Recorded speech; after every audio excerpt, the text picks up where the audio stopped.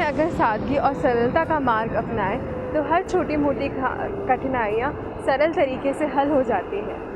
ऐसे ही सरल जीवन का लक्ष्य रखा ब्रह्म कुमारी लीना दीदी ने। आइए देखते हैं उनकी कहानी ने क्या मोड़ लिया।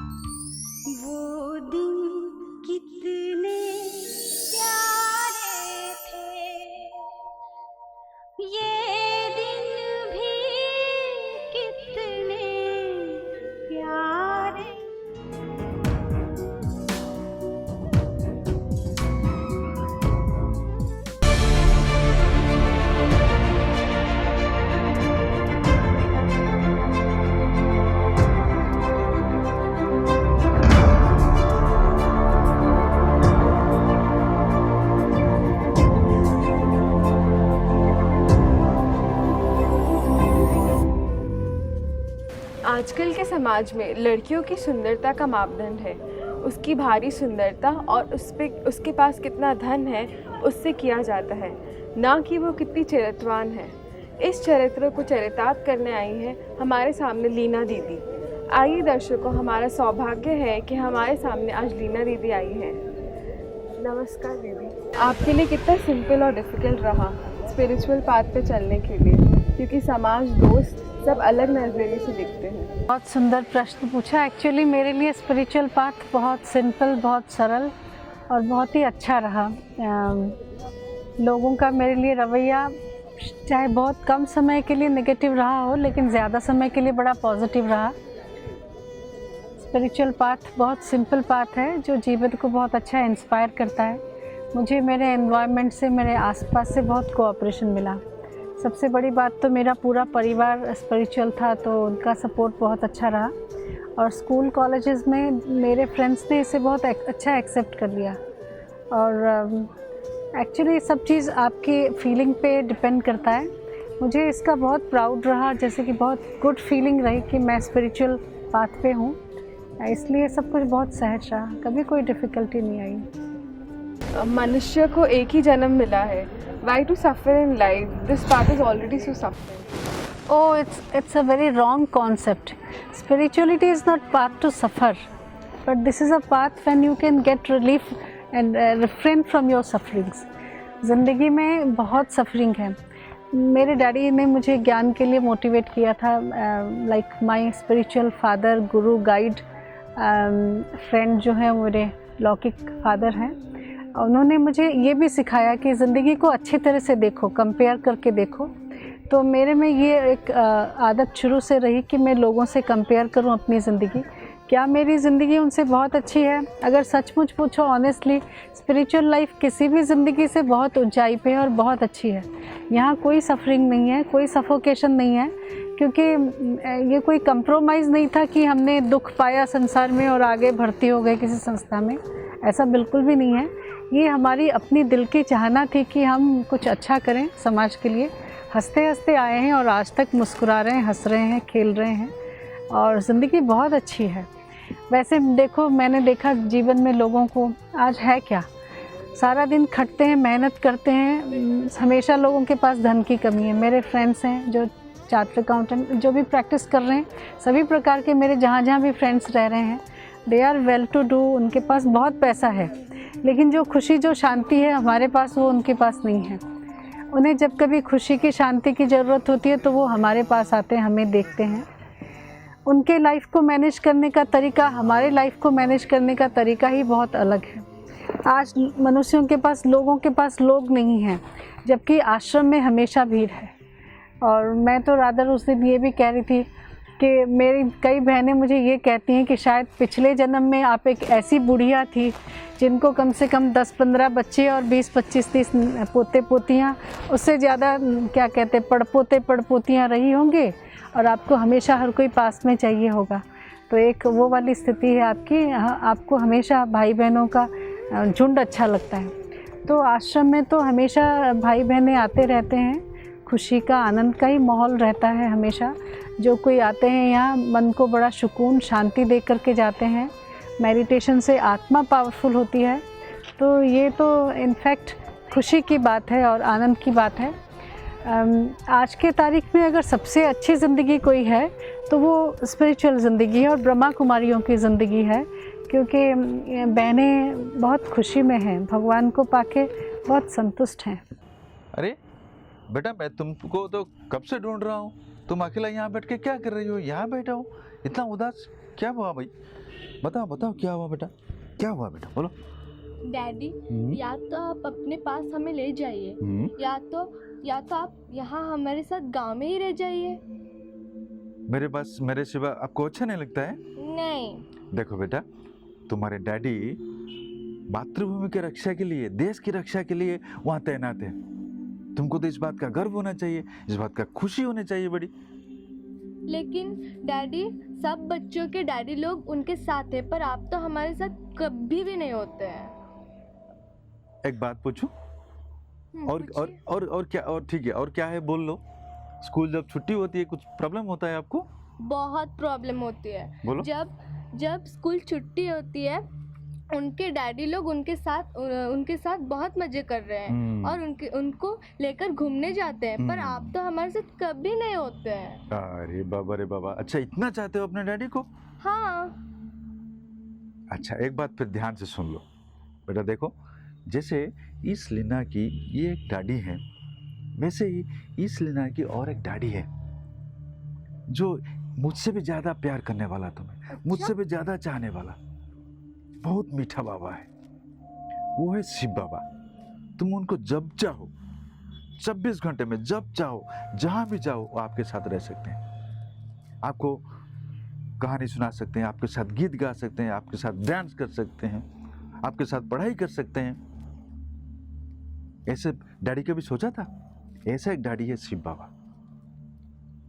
एक बात मैं आज एक बार आपको फिर से साफ करके मैं बोलता हूँ, ध्यान से सुन लो, बुद्धि में ध्यान से रख लो। शिव बाबा जो है ना, ये डैडी देखो, ये डैडी तो तुम्हारे साथ 24 घंटे नहीं रह सकते हैं, स्कूल में छोड़ने को नहीं जा सकते हैं, क्लास में जाके बैठ सकते हैं आपके साथ? नहीं बैठ सकते ना। तुमको सराहने पर हमेशा बैठ के सुला सकते हैं, हमेशा बैठ के कहानी सुना सकते हैं? नहीं ना। गोद में लेके खिला सकते हैं? नहीं ना। लेकिन वो बाबा है, वो शिव बाबा, आप जब भी जाओ आपके साथ बैठ सकते हैं, आपके साथ बैठ के आपके माथे पे सर पर हाथ रख के आपको सुला सकते हैं, कहानी सुना सकते हैं, आपके साथ खा सकते हैं, आपके साथ डांस कर सकते हैं। आप उनको आजमा के तो देखो, एक बार साथ रख के उनको तो देखो। करोगे ना आज से ऐसा? वादा रहा? पक्का पक्का पक्का पक्का पक्का? चलो। क्या आपकी लाइफ में कभी एम्बैरेसमेंट हुआ कि आप ब्रह्मकुमारी ज्वाइन कर रहे हो? ऐसा कभी भी नहीं हुआ। इनफैक्ट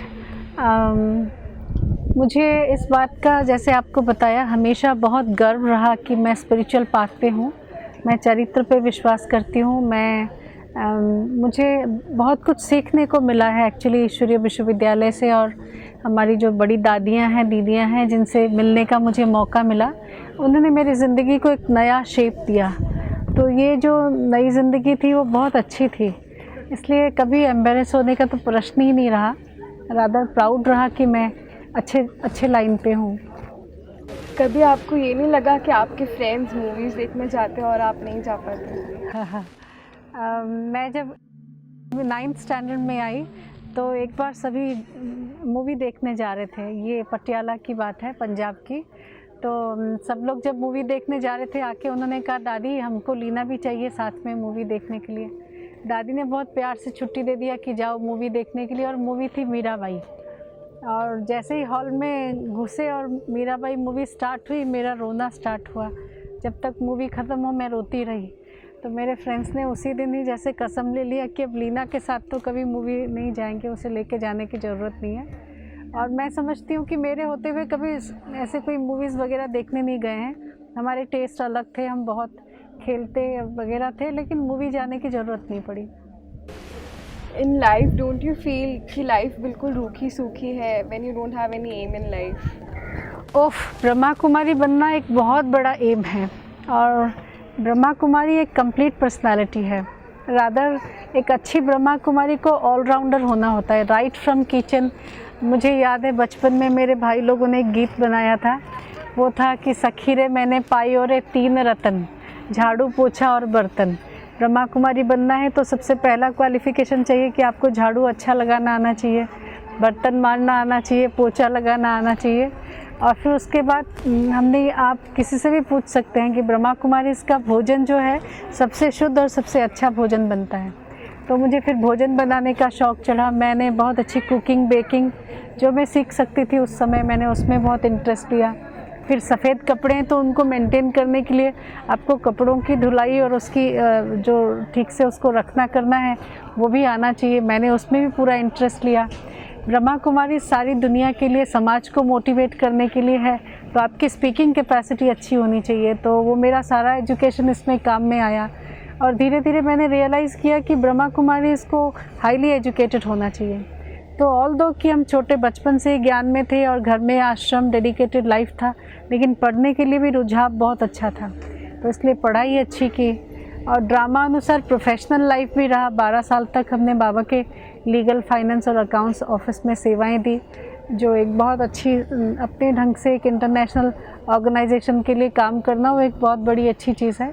तो इसलिए कोई कैरियर नहीं है, कोई एम ऑब्जेक्ट नहीं है, ऐसा नहीं है। ब्रह्मा कुमारी में बहुत ऊंचा एम ऑब्जेक्ट है, तो अभी तक लगे हुए हैं और अभी हमारे सीनियर्स हमसे बहुत ऊपर है, जहाँ तक पहुँचने में काफ़ी और वक्त और बहुत सारे पुरुषार्थ की ज़रूरत है, जिस डायरेक्शन में हम कदम बढ़ा रहे हैं। दोस्तों, उपजाऊ ज़मीन को ज़रूरत होती है अच्छे बीज की। उपजाऊ ज़मीन और अच्छा बीज कई सालों तक अच्छा फल देती है। ऐसा ही कुछ बचपन में हमारी लीना दीदी के साथ हुआ। परमात्मा का प्रेम, परमात्मा का स्नेह और परमात्मा की पालना का बीज उनमें बचपन में ही समा गया। क्या पढ़ा रहे थे तुम्हारे क्लास में? चिट्ठी किसका? बीके लीना कौन है? हाँ, लीना ज़रूर पता है। श्री सुना है, श्रीमती सुना है, मिस्टर सुना है, मिसेस सुना है, मिस सुना है। बीके कौन है? बीके क्या है? मुझे भी तो नहीं पता। रुक, शायद उसके पापा का लेटर होगा, मैं उसे पूछ लेती हूँ। लीना? हाँ, ये मेरे पापा का लेटर है। ये बीके क्या है? मैं भी कंफ्यूज हो गया यार, बीके का मतलब क्या होता है? अरे ब्रह्मा कुमारी का मतलब है मैंने अपना पूरा जीवन भगवान के नाम कर दिया है। भगवान से ही विवाह करना चाहती हूँ, समाज के लिए कुछ करना चाहती हूँ और समाज के उपयोगी बनना चाहती हूँ। वो सब तो ठीक है, लेकिन तुम्हें नहीं लगता कि लाइफ का इतना बड़ा डिसीजन इतने कम उम्र में तुम्हारे आगे तो तुम्हारी पूरी ज़िंदगी पड़ी है और वो लाइफस्टाइल इतनी भी इजी नहीं जितना तुम्हें लगता है। और इसमें फूल से ज़्यादा कांटे हैं। मैंने बचपन से ये फैसला ले ली थी। मुझे ये लाइफस्टाइल बहुत अच्छी लगती है, बड़ी सुकून और शांति मिलती है। मैं भगवान के विश्व परिवर्तन के कार्य में सहभागी होती हूँ।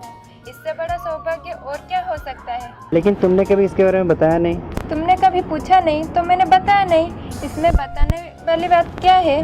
क्या तुम लोगों को खुशी नहीं होगी कि तुम्हारे एक फ्रेंड विश्व परिवर्तन के कार्य में सहभागी हो रही है? क्या तुम्हारे घर वालों को इसके बारे में पता है?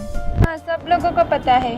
उल्टा वो सब खुश, मेरे इस फैसले से खुश है। मेरे लिए शॉकिंग न्यूज़ है, बड़ा अच्छा लगता है सुनने में, लेकिन जब भी हमारे लाइफ में कोई भी प्रॉब्लम आएंगे हम तुम्हारे पास ही आएंगे सोल्यूशन के लिए। Most welcome, any time. पूरी दुनिया की प्रॉब्लम सॉल्व कर सकती हूँ तो अपने दोस्तों की नहीं कर सकती? भैया एक प्लेट इमरती और एक प्लेट कचौड़ी बोलना। एक प्लेट इमरती, एक प्लेट कचौड़ी दे देना। आओ बेटी। घर की चाबी दे दीजिए ना। हाँ देता हूँ बेटी। बेटी यहाँ की बहुत मशहूर इमरती और कचौड़ी है, एक बार खा के तो देखो। नहीं भैया जी, मैं आपके यहाँ की इमरती और कचौरी नहीं खा सकती। पर क्यों नहीं बेटी? क्योंकि ये बाबा को भूख नहीं लगा है। तो क्या हुआ बेटी, कितने प्यार और दिल से बनाया हुआ है। मैं पिछले 2 साल से कोशिश कर रहा हूँ तुमको यहाँ की इमरती और कचौड़ी खिलाने के लिए, एक बार खा के तो देख लो बेटी। नहीं भैया जी, मैं नहीं खा सकती क्योंकि बाबा को भूख नहीं लगाया गया है। और आप अगर मुझे खिलाना चाहते हैं आपकी इमरती और कचौरी तो आप भी बाबा के ज्ञान में आ जाइए, फिर आप जो खिलाएंगे हम वो खाएंगे। आज बहुत दिनों के बाद गरम गरम इडली खाने को मिलेगा। ये लो, इडली खाओ।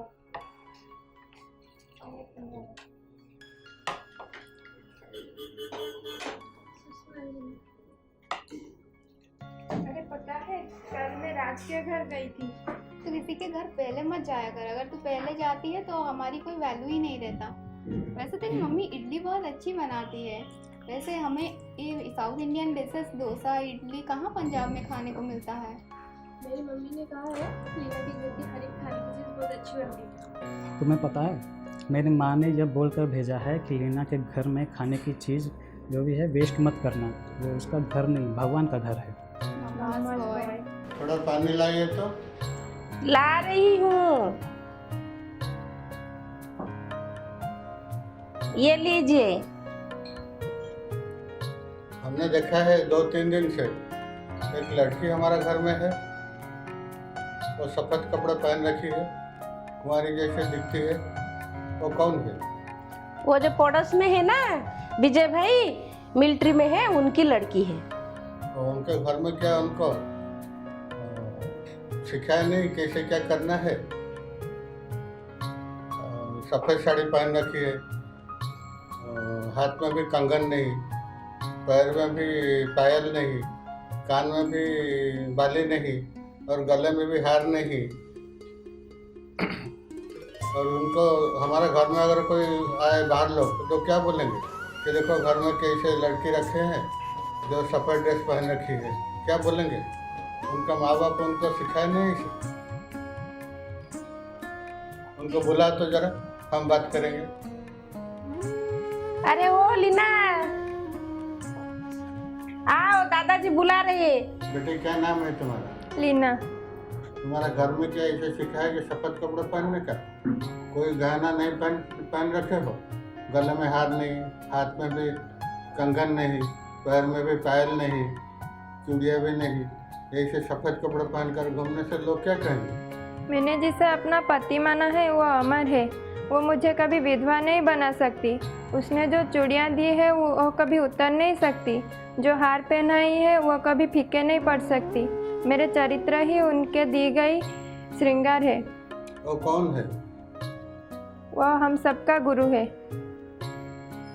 हमारा कोई गुरु नहीं है, हम किसको गुरु नहीं माना है। मानो या ना मानो, वह हम सबका गुरु है। उनका नाम है परमपिता शिव परमात्मा, वो भोलेनाथ है। वो क्या सिखाया है दूसरों के साथ जबान लड़ाने के लिए? नहीं, जबान लड़ाना तो नहीं, लेकिन सच बात रखने को जरूर सिखाया है। What is the basic purpose of your life? Well मेरे बचपन से ही एक बहुत अच्छी चीज़ मन में मेरे जहन में आई और वो ये है कि किसी ने भजन गाया था, नदियाँ न पिए कभी अपना जल, वृक्ष न खाए कभी अपना फल, अपने तन को मन को धन को दूजे को दे दे दान रे, वो सच्चा इंसान रे, इस धरती का भगवान रे। तो अगर इस धरती पे भगवान बनना है, महान बनना है, ऊंच बनना है, तो सेवा सर्वोपरि है, दूसरों की सेवा करनी चाहिए। तो मेरे मत से मैंने बहुत गहराई से स्टडी किया, दुनिया की कोई भी सेवा है लेकिन सबसे बड़ी सेवा स्पिरिचुअल सर्विस है। शास्त्र कहता है अन्नदानम परम दानम विद्या दानम ततो परम। अन्न से तो क्षणिक तृप्ति होती है, लेकिन विद्या जो है मनुष्य का जीवन बना लेता है। पर सबसे बड़ी विद्या है किसी व्यक्ति को मोटिवेट करना, स्पिरिचुअली मोटिवेट करना, उसके ज़िंदगी के प्रति उसके मन में एक पॉजिटिव देश लेकर के आना। वो बहुत बड़ी सेवा है, बहुत बड़ा पुण्य है, ऐसी मेरी मान्यता है, बहुत स्ट्रांग मान्यता है ये। तो मैं तो समझती हूँ कि मैं सेवा कर रही हूँ, वही मेरे लाइफ का पर्पस है। जब भाई बहनें आते हैं हमारे पास, रोता हुआ चेहरा लेके आते हैं, और जब जाते हैं स्माइल करके जाते हैं। जब आते हैं डाउन डिप्रेस्ड होते हैं, और जब जाते हैं तो ज़िंदगी के लिए बहुत कुछ अच्छा सा सोच करके जाते हैं। तो ये मुझे बहुत अच्छा लगता है, यही मेरी ज़िंदगी का पर्पस है कि मैं रोते हुओं को हंसाना जान सकूं, हंसा सकूं। Do you ever feel lonely or incomplete in life? Never never ever, कभी सपने में भी मैं कभी लोनली नहीं होती हूँ, और न ही ऐसा कभी मुझे ख्याल आया कि मैं कहीं लोनली हूँ। कभी कभी एक्चुअली मेरी लाइफ की सबसे बड़ी ब्यूटी ये है कि जब मैं लोगों के बीच में हूँ, मुझे सब लोग चाहिए, बहुत अच्छा लगता है। और जब मैं अकेली हूँ तब मैं भगवान के साथ हूँ, तो ना मैं अकेली में बोर होती हूँ, ना भीड़ में बोर होती हूँ। तो मुझे जीवन का सब प्रकार से आनंद है, कोई ऐसी कमी नहीं है जिसके कारण मैं ये सोच सकूं कि भाई क्या कुछ कमी रह गई है। बिल्कुल भी नहीं, हाँ कभी भी नहीं। Did you ever think getting married in life? Well देखो, एक जो भारतीय नारी है वो एक ही बार शादी करती है, एक ही बार किसी से प्यार करती है, और मुझे इस बात का बहुत गर्व है। मैंने भगवान से प्यार किया है और उनसे ही शादी की है, उनके घर में बैठी हूँ, उनके बच्चों को संभाल रही हूँ, तो मुझे उस बात की बहुत खुशी है। और जिसने भगवान से प्यार करके देख लिया हो, उसे कोई इंसान ऐसे कोई उनके मैच में दिखाई नहीं देता है कि कहीं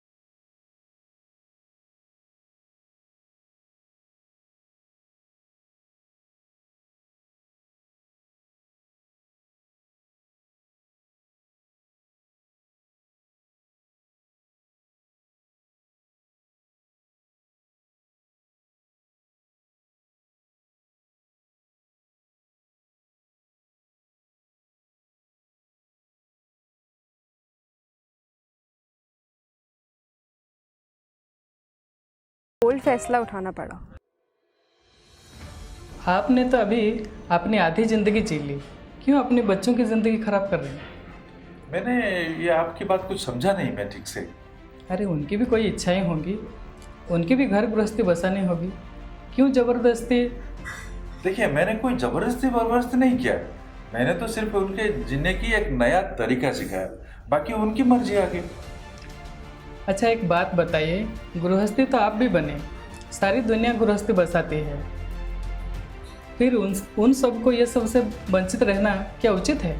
देखिए, वो भी पढ़े लिखे हैं, बड़े उम्र की हैं, दुनिया देखे हैं, अगर वो आप शादी के लिए उनको कन्विंस कर सकते हैं तो मुझे कोई हर्जा नहीं है। दुनिया बसाने के लिए अगर वो कन्विंस हो सकते हैं, जैसे चाहे वैसे वो उनकी ज़िंदगी जी ले, मुझे कोई हर्जा नहीं, कोई ऑब्जेक्शन नहीं है। अच्छा ठीक है, अभी आपका फर्ज भी मुझे निभाना पड़ेगा। बिल्कुल। बहन, मैं ये क्या सुन रहा हूँ, तुम अपने तीनों बच्चों को ही भगवान को समर्पित कर रहे हो? अच्छा चलो, राजेश और संतोष की बात अलग है, उनको तुम समर्पित कर दो, लेकिन लीना तो अभी छोटी बच्ची है, और तुम जानते हो यहाँ जब तक बच्चों की शादी नहीं कर देते हैं बच्ची की, तो हमको स्वर्ग नहीं जा सकते। तुम तो बिल्कुल भोले की भोली रह गई, भगवान ने तुमको ठग लिया। क्या बताओ भाई साहब, मैं एक माँ होने के नाते मेरा तो मन होता है तीनों को शादी कर दे, पोता पोती के सुख हो गए। शायद मेरे किस्मत में ये सुख लिखा नहीं है, तीनों ने अपने हाथ किस्मत अपने लिखते हैं। तुम अगर कहो तो मैं उन तीनों से बात करूँगा, मैं भी उनका मामा हूँ, मेरा भी कोई फर्ज है। नहीं, मुझे कल उनसे बात करना पड़ेगा। और बाबा ने आज मुरली में क्या क्या बोले, चलो रिवाइज करते हैं। बाबा ने कहा कि नौकरी की टोकरी नहीं लेनी चाहिए, हमें पवित्र जीवन जीना है, बाबा के होके रहना है, कर्म वचन संकल्प से बाबा के होके रहना है, न दुख देना न दुख लेना। अरे मामा जी, आइए बैठिए। अरे क्या चल रहा है तुम लोगों का? बस यही पढ़ाई। अरे ये पढ़ाई अभी छोड़ो, कोई काम काज घर गृहस्थी के बारे में सोचो। मामा जी, आप अभी तक ये सिगरेट पीते हैं? हाँ पीता हूँ, सभी लोग पीते हैं, इसमें क्या है? तुम लोग अभी बच्चे हो ना, नहीं समझोगे। मामा जी एक बात बोलूं, बुरा नहीं मानेंगे? नहीं मानूंगा। आपका ये अगरबत्ती यहाँ नहीं चलेगी, ये घर नहीं मंदिर है, और घर गृहस्थी के बाद हम कल ही करेंगे। कितना भारी हो गया था ना। चलो इन बात को छोड़ो, चलो डिस्कस करते हैं बाबा ने आज मुरली में क्या क्या बताया। मंजिलें जब ऊंची होती हैं वहाँ से हमें चीज़ें भी छोटी नज़र आती हैं, वैसे ही जैसे हमारी मंजिलें ऊंची होती हैं तो बाधाएं भी और छोटी नज़र आती हैं।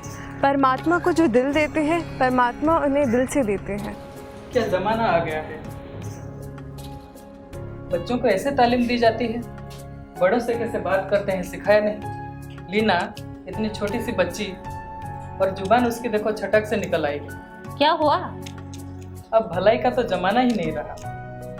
उसके माता पिता जी उसके भविष्य बारे में नहीं सोचे। मैंने सोचा मैं सोच लूँ, लेकिन उन्होंने तो मुझे बाहर का रास्ता दिखा दिया। छोड़ो, उनकी जिंदगी है और उनका हिसाब किताब उन्हें जीने दो। उनका किस्मत में शायद नहीं होगा।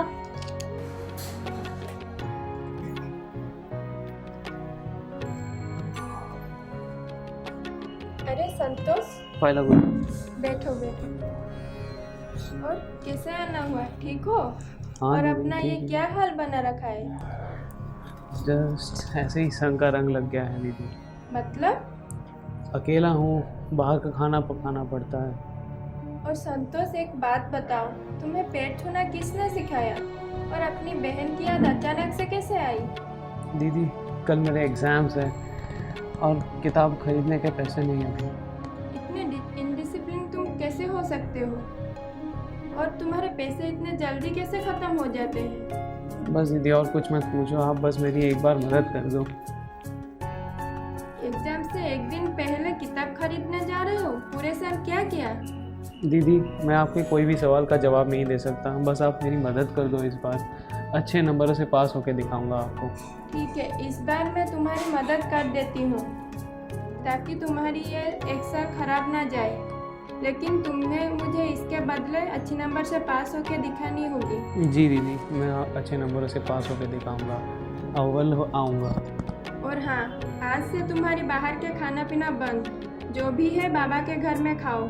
ये मेरे तुमसे लास्ट वार्निंग है। जी दीदी, मैं यही खाना खाऊंगा, मैं आपकी बात नहीं टालूंगा, अच्छे नंबरों से पास होकर दिखाऊंगा। ठीक है। लीना दीदी का साथ में 14-15 साल ऐसा अच्छा लगता है कि लीना दीदी एक बहुत अच्छा ऑर्गेनाइजर है। लीना दीदी बहुत एक्टिव है। लीना दीदी बाबा का ज्ञान का जो विस्तार करने के लिए 24 घंटा समय देता है। और लीना दीदी का पास में इतना शक्ति है जो सबको अपना कर सकता है, अपना बना सकता है, अपना बनाता है सबको। जो भी पराया नहीं, उनका पास में सब अपना ही लगता है, सब जितना है। और बाबा का काम का विस्तार उड़ीसा में लीना दीदी इतना जल्दी से कर रहा है जो कोई भी सोच भी नहीं पाता है। और हर एक टाइम लीना दीदी के पास में जो भी जाता है वो खुशी से आता है, खुशी में भरपूर हो जाता है। और लीना दीदी बहुत सबको मदद करता है। और किसी का भी जो प्रॉब्लम है वो प्रॉब्लम को सॉल्व कर सकता है। उनका पास में इतना ही पॉजिटिव शक्ति है, एनर्जी है, जो भी हो वो सब परिस्थिति का मुकाबला कर सकता है। हमको खुशी लगता है कि दीदी हमको मिला है उड़ीसा में।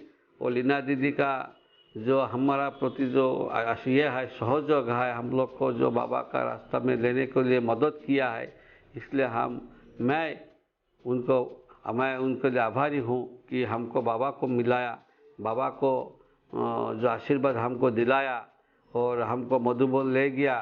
और उस दिन से अभी हम इस मार्ग में चल रहा है, इसलिए लीना दीदी को बहुत बहुत आभारी हूँ। आप एक रोल मॉडल कैसे बन सकते हो स्पिरिचुअल पाथ के लिए? सच पूछो तो आज के तारीख में यंगस्टर्स का रुझाव कुछ अच्छाई की ओर जा रहा है।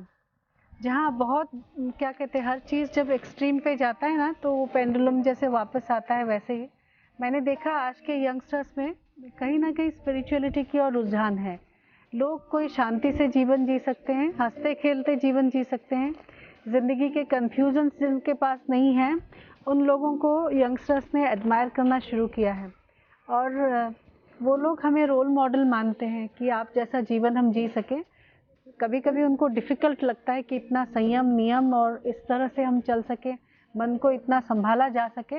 लेकिन बात यह है कि अगर आपने अपने मन को एक थॉट दे ही दिया है, पावरफुल थॉट दे दिया है, एक डिसिप्लिन दिखा दिया है, एक कुछ कर गुजरने की ख्वाहिश दे दी है, तो ये बहुत अच्छा जीवन है।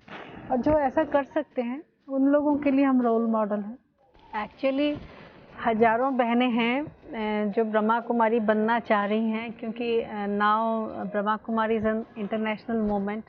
तो बहुत सारी बहनें हैं जो ब्रह्मा कुमारी बनना चाहती हैं और जो हमारे कांटेक्ट में आई हैं, बहुत बहनों को ऐसा लगता है कि हम उनके रोल मॉडल हैं। वो ऐसा ब्रह्मा कुमारी बनना चाहते हैं जो कुछ ज़िंदगी में हमेशा आनंद पा करके सबको आनंद बांटती रहे। आप अपने आप को 10 साल में कहाँ देखते हैं? वेल 10 साल बाद मैं क्या रहूं, ऐसा आपका प्रश्न है? मैं एक सेविका हूँ, सेवाधारी हूँ। बाबा हमें हमेशा ये ट्रेनिंग देते हैं, यू लाइक अपने आप को कहना चाहिए I am the most obedient servant. तो मैं जगत की सेवा के लिए समर्पित हूँ। तो मैं अपने आप को कभी कभी ये देखती हूँ कि बहुत सारे भाई बहनों ने इस आध्यात्मिक जीवन को अपनाया है और उनके जीवन में खुशी आई है और वो उनकी खुशी की दुआओं से हम पल रहे हैं। हमें बहुत अच्छा लग रहा है। तो जहाँ एक्चुअली मैं पहुँचना चाहती थी, जो मेरे जीवन का एम एंड ऑब्जेक्ट था, मैं वहाँ पहुँच गई हूँ। और मतलब बाकी जो संपूर्णता को प्राप्त करना है, सभी कमजोरियों को दूर करके एक अच्छा जीवन बनाना है, वो चल रहा है, अभी प्रोसेस में है। अभी भी बहुत कमियां हैं जिन्हें दूर करना है, अभी भी बहुत ऊंचा स्थान है जहाँ पे पहुँचना है। पर एक छोटे से जीवन में मैंने जो एम लिया था कि मुझे एक अच्छी ब्रह्मा कुमारी बनना है, लगता है बाबा ने मुझे वहाँ पहुँचाया है। तो मैं बहुत खुश हूँ। अगर आप ब्रह्मा कुमारी में होते तो आप क्या होते? वेल मैं बहुत छोटी थी जब से मैंने ये डिसाइड कर लिया था कि मुझे ब्रह्मा कुमारी बनना है। 7 साल की थी, ज्ञान मिला, और 9 साल की रही होंगी जब मैंने सोच लिया था कि ब्रह्मा कुमारी बनना अच्छा है। और 11 साल में जैसे कि ये फाइनल डिसाइडेड था कि अब मैं ब्रह्मा कुमारी बन चुकी हूँ और कोई रास्ता नहीं है जहाँ मुझे जाना है, कोई ऑप्शन ओपन नहीं रखा। जैसे अपने मन में सारे दरवाजे बंद करके एक ही दरवाज़ा खुला था। तो इसलिए ऐसा मैं तो नहीं कह सकती हूँ कि अगर मैं ब्रह्मा कुमारी नहीं बनती तो क्या बनती, लेकिन ज़रूरी है कि लगता है कभी कभी कि इसके अलावा और कोई जीवन अच्छा नहीं होता। धन्यवाद दीदी, आपने अपना अमूल्य समय दिया। हमें बहुत खुशी हुई आपसे बात करके। मुझे भी बहुत अच्छा लगा। ओम शांति। दर्शकों, ये था आप लोग के साथ भुवनेश्वर तक का सफ़र। मैं ऐश्वर्या आप लोग से विदाई लेती हूँ। नमस्कार।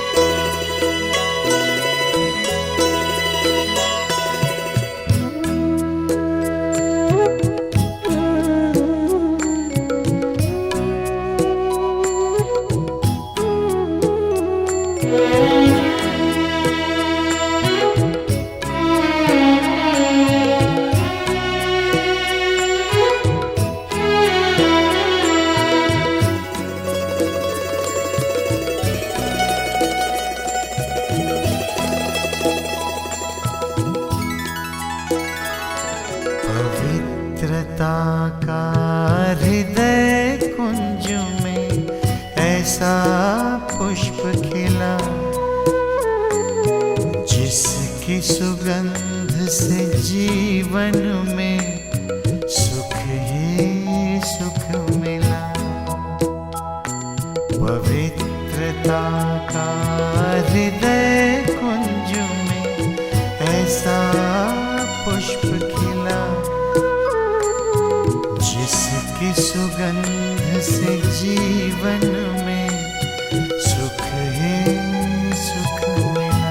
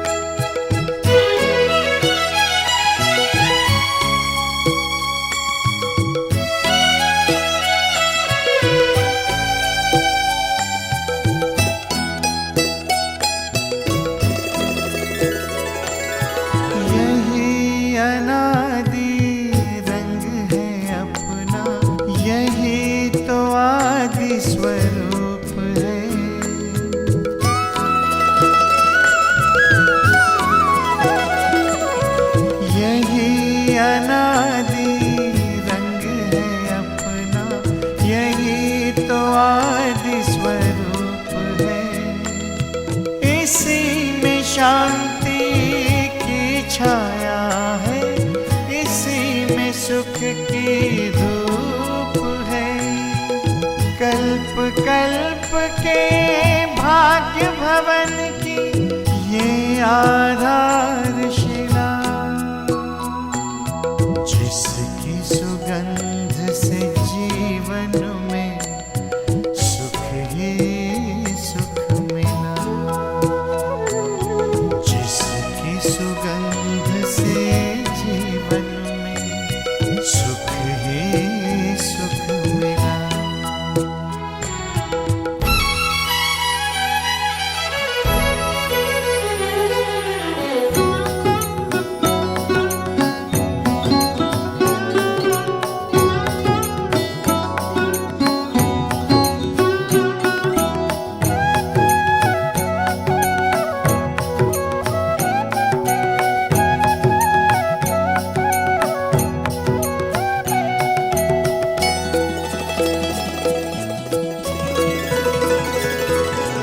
अधरों पर बिखरी सच्चाई, अंतर में निर्मलता आई।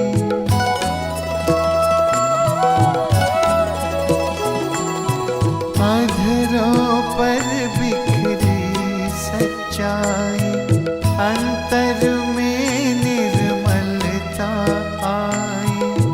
विराजित तन के मंदिर में मन की मूर्ति मुस्काई, दीन प्रभु की सबको देने चला ये काफिला, जिसकी सुगंध से जीवन में सुख ही सुख मिला, जिसकी सुगंध से जीवन में सुख ही सुख मिला।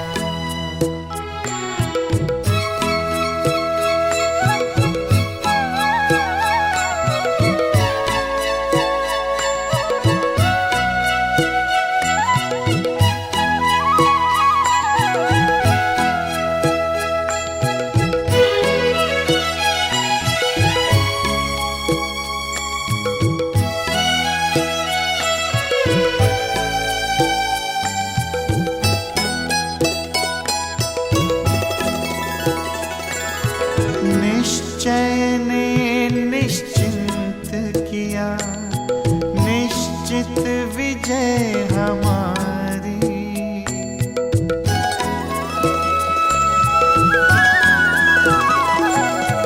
निश्चय ने निश्चिंत किया, निश्चित विजय हमारी। पवित्रता के बल से होगी पावन दुनिया ये सारी, सबका भला हो यही दुआ का दिल में सिलसिला, जिसकी सुगंध से जीवन में सुख ही सुख मिला, जिसकी सुगंध से जीवन में सुख ही सुख मिला। पवित्रता का हृदय कुंज में ऐसा पुष्प खिला, जिसकी सुगंध से जीवन में सुख ही सुख मिला। हो जिसकी सुगंध से जीवन में